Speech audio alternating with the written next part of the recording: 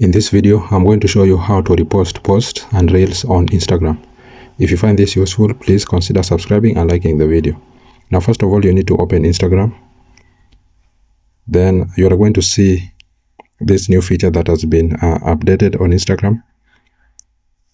This feature here. And if you are unable to see this feature, you need to go and update your Instagram. Now, you will just tap on the feature in order to repost this post here.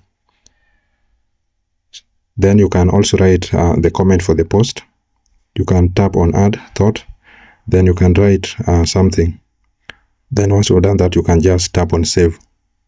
Now to repost reels, you are going to see this icon, the same icon here. You are going to see it there. So you need to tap on it. Then as you can see, it has been checked. So you can also write any comment, or you can add an emoji there. So I'm going to add an emoji.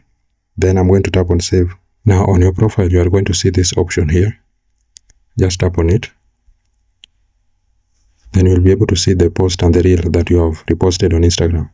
And that's simply it, guys. That's how to repost posts and reels on Instagram. If you have found this useful, please consider leaving a like and subscribe to the channel. Thank you guys for watching and hope to see you in the next one.